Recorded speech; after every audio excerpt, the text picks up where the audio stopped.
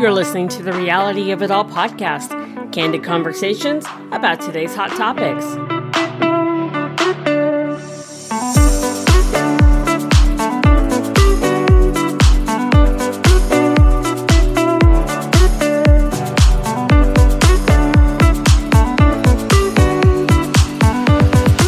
And now here's your host, Tracy Osborne. Hey, everybody. Welcome back to another show. Okay, tonight we're talking about, well, not tonight, today, but we're talking about one of my biggest downfalls, and that is family dinner time. I am so bad about not doing it. And so we're going to talk about that. We're going to talk about why family mealtime is so important, how to get dinners on the table easy, quickly, deliciously, that your kids will actually eat, and all of that good fun stuff. With me today is Linda Lederman. She is with Balaboosta's Secret. She's the owner of Balaboosta's, and she helps busy moms with meal planning, prep, and cooking lessons. So this is going to be a delicious conversation. Welcome, Linda. Thanks for having me. Glad to be here. I'm excited to have you here. So mealtime, well, at this point in the game, it's kind of a moot point because my kids are pretty well grown and gone, but I've tried the family meals, and especially as the kids got older, it got harder. They really only want to eat like two things. They don't, they're not interested in anything I cook. And as they became teenagers and stuff, it was, we all ended up eating at different times. So I'm just like, why should I even bother cooking? It's just going to go in the fridge and sit there and then go in the garbage. You're not alone in that problem. Absolutely not alone. So, yeah, so definitely, I want to cover that because I know I'm not alone. I know there's a lot of moms out there who are like, I can't get my kid to eat for nothing. So let's start with the importance of family mealtime. Why is it so important to, especially for dinner, to have dinner together? Well, the studies show that families who have dinner together, and it doesn't have to be every night. I live in the real world and we're all torn apart in many different directions at mealtime. But, try to shoot for a couple of meals together during the week or on the weekend. And the reason why is studies show kids who have sit-down family meals do better in school. They have better social skills. They're less likely to abuse substances, and they have better communication skills. So those are really great, quote unquote, scientific reasons. But other reasons would be it's a time when you can finally sit down and relax and get to know each other. Because truthfully, in this day and age, everybody's running from either work to another activity or an after school activity. And then there's homework. And you never get to sit down and actually talk and have fun with your family. And mealtime can be that arena, so to speak, where you can either get out your frustrations or share stupid things and laugh. And most importantly, not only create memories that will last a lifetime, but you're going to teach your kids skills that as they grow older and raise a family, they can do with their family. So it's not a fast food, grab a sandwich from Subway, take out pizza every night generation going forward. There should be some meaningful substance. And that's the importance of dinner time. When I was a kid growing up, we had family mealtime pretty much every night. Well, no, definitely. It was every night. The only exceptions would be, every once in a while we ate pizza in the living room while we watched a movie or something. But that was, back then, that was rare to have pizza or to go out to fast food or to a restaurant. That was a rare treat. It wasn't like nowadays where it's, for a lot of people, it's a daily thing. And so we did, sit around the table and stuff. And I don't remember a whole lot just because of my trauma brain, but I remember that we did have some good times and some good conversation, but then I also remember, a lot of it was just hurry up and eat so we can get the dishes done and we can go back to our rooms and do our own thing. But that was as I was getting older too. I don't remember. Well, when I think about it, when I was younger, when I lived with my grandma, she would eat in the kitchen most of the time, and I would eat in the living room a lot of times watching TV. We didn't really have that bonding that I can recall. Miss some of that time. Yeah. And it's interesting because I grew up where my mother was a terrible cook. And that's one of the reasons, if you don't mind me digressing for a minute. No, absolutely. Can I say suck? You just My mother sucked at cooking. Okay. And so in high school, I told her, Mom, your cooking sucks. I mean, she just had maybe 3 things she could make and they were all awful.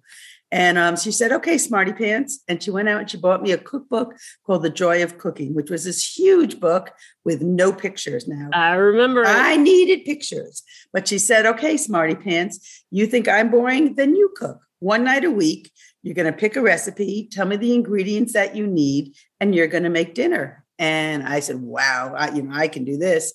So I felt a little pressure to do something out of the ordinary since I was saying she was so boring. So the first time I cooked something, I cooked Swedish meatballs. Now, I never had a Swedish meatballs. There is no Scandinavian blood in my body. And here it is, nothing. So why I picked this, I don't know. It just sounded like it's from a foreign country, so I should do it. It was awful, a disaster. And everybody had to eat it. The second week, I decided, and I'm going to say it wrong, but it was veal cordon bleu. Now, that to me sounded so fancy and so exotic. Again, a complete disaster. By the third time I cooked, I was actually banned from cooking for my family. Banned. Can you imagine? Banned. And everybody had a good laugh at my expense, no matter what I cooked. And yet it's only food. And you have to learn to have a good sense of humor about whatever you do. So instead of being defeated, like, wow, I am doomed for life, I had the attitude of like, game on, I'm going to show you.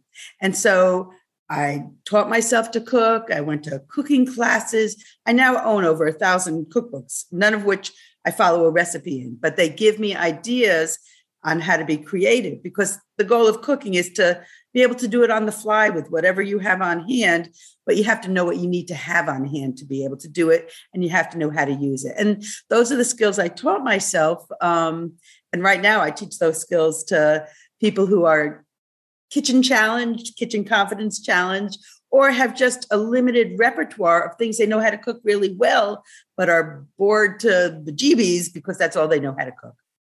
Yeah, I can cook, and I can cook pretty decently.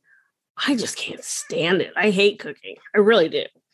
It's not a passion of mine. It's not something I enjoy. It's just one of those necessities like laundry.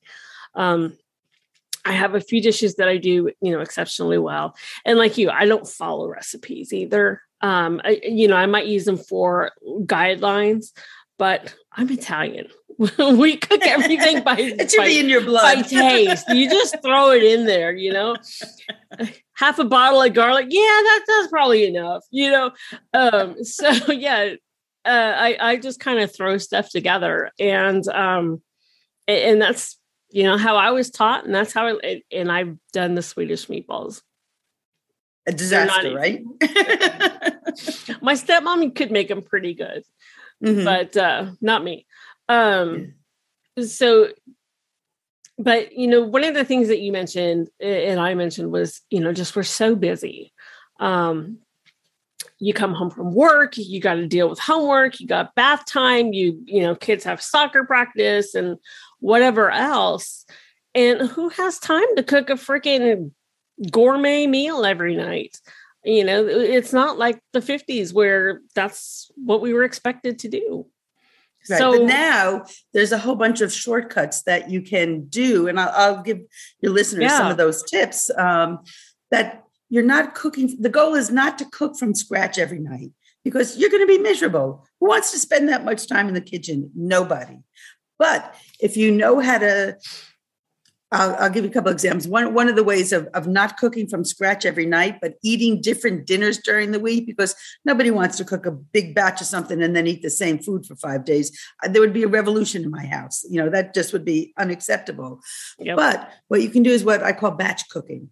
And it means you make a lot of a particular ingredient and use it differently different nights of the week. And I'll give you some examples. So one thing that my family loves, I make these spicy Asian turkey meatballs. You can make it with ground chicken. You can make it with pork. You can make it with beef. You can make it with tofu if you're a vegetarian. It doesn't matter. And I bake them in the oven because I don't like the splatter. I don't like the cleanup. And it takes maybe 5-7 minutes to prep and 15 minutes to cook. Boom, it's done. So then I have got these great Asian meatballs, and I'll put them one night on a pad thai, which is just rice noodles. To cook them, you pour boiling water on the noodles. That's it. Pour boiling water on a noodle. They're done. And I might add a peanut sauce. And I just take some peanut butter, a little bit of orange juice, a little ginger and garlic, put it on the noodles. You've got beautiful Asian meatballs and a beautiful side dish. That would be night number one. If I make a big batch of those meatballs, another night I can crumble the meatballs, take a lettuce leaf, like a bib lettuce leaf, something that you could use like a cup. Yeah. And I could put maybe a little hoisin sauce on it, which is, you buy it in any grocery store. It's like a plum Asian sauce. And I would put the ground turkey meat on that, the meatballs, but it's got a totally different flavor because it's got a different sauce on it. It's got a different texture. And you might want to serve it with bok choy or broccoli that you can nuke in your oven and add a little seasoning to. So those dinners are done in 15 minutes. And again, you're not cooking those meatballs from scratch 2 nights, and you're serving a very, very different dinner. Or let's say I was making my kids like chicken tikka masala. And you don't need to make your tikka masala sauce from scratch. Trader Joe's makes a great tikka masala sauce. And all you're doing is slicing some onions, sauteing them, add some garlic and ginger. If you want it to go really fast, use chicken tenders. They cook in minutes. And if you have a chicken breast, cut it up. And it's still cook in minutes because you're not making a big, thick piece of food. Once it's just slightly browned, add the tikka masala sauce, put a cover on it, in 5-7 minutes, your dinner is done. You can make that with a huge batch of rice. So the next night, you're going to take that batch of rice and you can turn it into fried rice, because the secret with fried rice is you have to use day-old rice. So make a lot. There you go. And then you can take a leftover protein. Maybe you had a from 2 nights ago or whatever, make a chicken fried rice for your dinner. So you're not cooking from scratch. Your cooking time has tremendously decreased. You don't have a million pots and pans because you're not making a mess every night. So those are ways to make it more enjoyable in the kitchen for you. You mentioned before that not everybody likes to eat the same thing, or they have limited things that they're willing to eat. So when I work with women who have what we'll call them picky eaters, they don't like the term, but that's the term I'm going to use. That's so what they are. Let's say you have a picky eater and you're ready to just shoot yourself because you're going out of your mind. So engage your kids in the cooking process. You can say things like, okay, you have to pick out a recipe that you've never had before once a week. Something easy, something easy. Or you go to the grocery store, pick out a vegetable or a protein we've never had, and let's try it. And what I do is when we try, and I concoct things all the time because I get bored. So I concoct things, but really quick and easy things. And when I serve them, I say to my kids, is it a thumbs up or a thumbs down? And don't take offense if it's a thumb down, because nobody has winners all the time, but you're engaging them. But I don't let it stop there, because if you just stopped with them saying, this is awful, I'll never eat this again, you've lost the battle. So what I say to my kids is, well, what should I do next time? So you're already telling them you're not giving up and you're going to try this again, but now you're getting them thinking, well, geez, what flavors do I like? What spice in here didn't I like? What ingredient or flavor is it missing that might actually make me want to say, yeah, it was okay. So you're engaging them in the process. You're learning about their flavor profiles, and you're also introducing them to new things. So it's never a one and done. It's one and let's evolve. And you're including your family in the process. So it's like, okay, kids, I took your suggestion. Let's see how it came out this time. Now they've got stake in the game. because this is their recommendation. Right. And so they might be less reluctant to be so picky, or they could have said, wow, that was a colossal mistake on my part.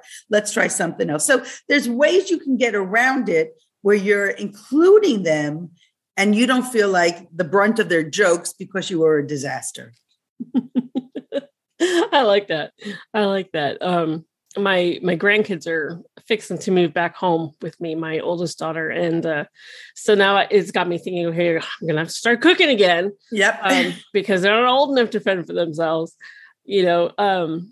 so I like that. Those are some good ideas. And along with the batch cooking, I do my sauce. So I will make like a basic sauce, tomato sauce, throw in a few herbs and whatnot and freeze it. And that way I can use it for spaghetti sauce and add more stuff to it. I can use it for lasagna sauce. I can use it for, lots of different things. So, another thing that I've done. Yeah. Another thing you can do is if this is not for vegetarians, but you can do it with vegetable stock instead. If you're a vegetarian, take your chicken stock, and you could buy it in the cartons, try to go for a low sodium one because it's better for you, but put them in ice cube trays, and you can put some herbs in it. And then when you make your vegetables, plop an ice cube of a chicken broth with an herb in it. And you've just flavored your food by doing absolutely nothing. So it's good if you're making something with chicken broth and you have leftovers and you don't know what to do with it. Put it in an ice cube tray and use it where you would you could use it as a base for a sauce on your chicken. If you're going to make a lemon chicken, sure. Throw a chicken cube in that you've already had.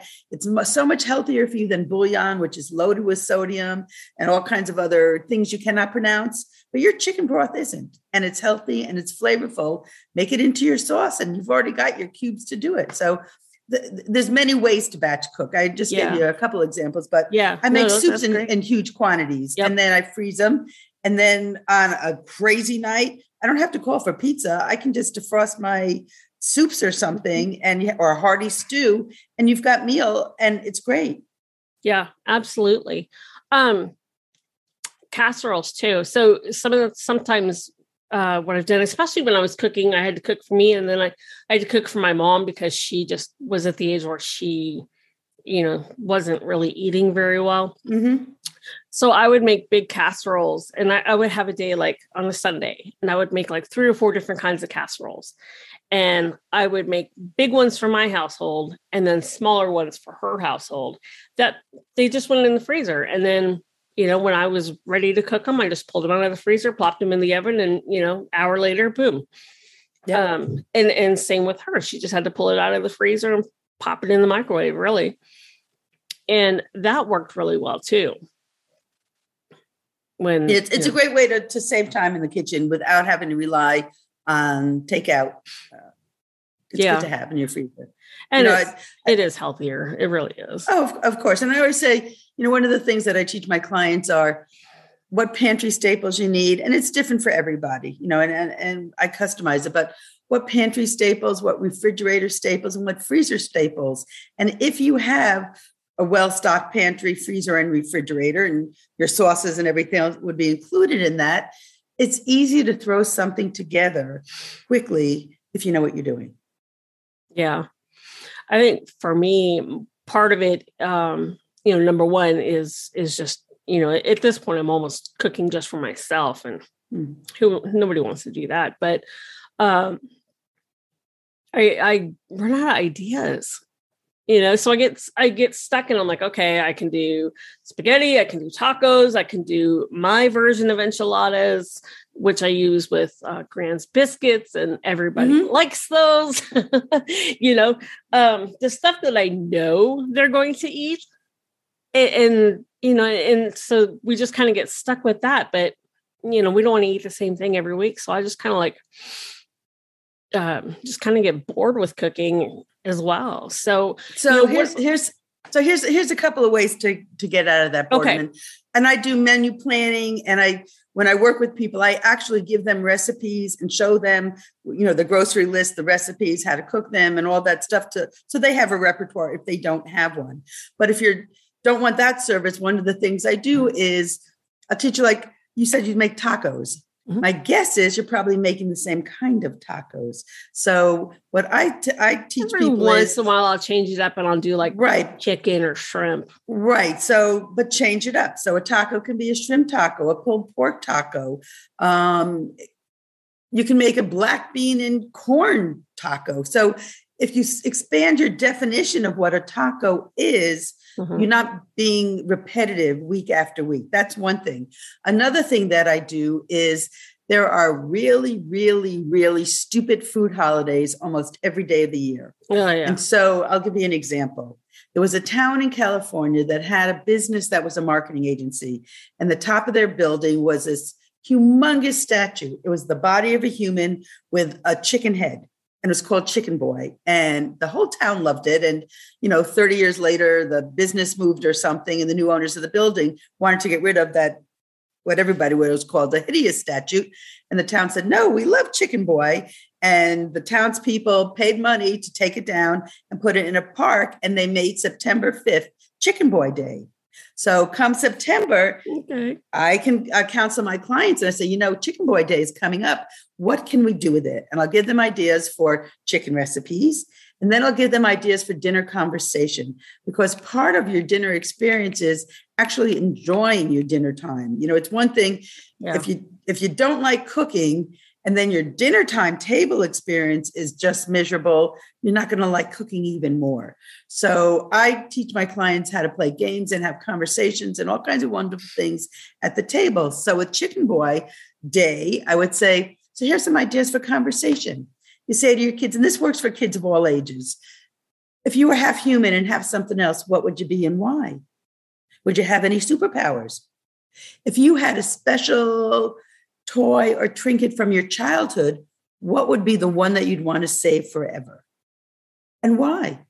Who gave it to you? Would you want your kids to play with it? So there's ways you can have conversations, tying it into your meal. And then it kind of makes you a little more excited to make your meal, because hey, I actually know what I'm going to talk about later, because the last thing you want to do is say to your kids, how was your day? Fine. What'd you learn in school? Nothing. And you're thinking to yourself, you were there for 8 friggin' hours.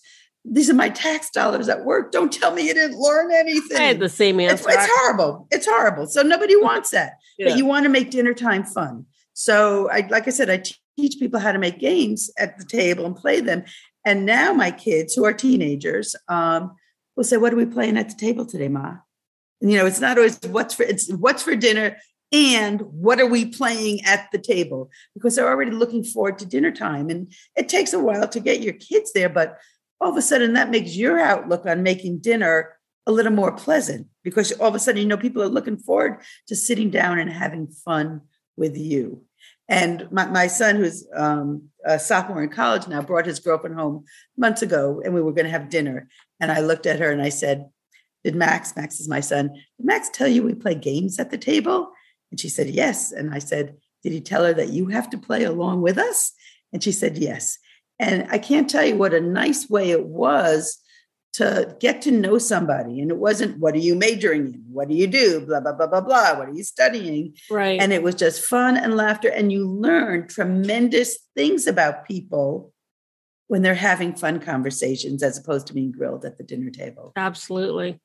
Absolutely. I like that. That's a great idea. I'm going to definitely start looking into some of that for the little ones when they come home. Yep. For sure.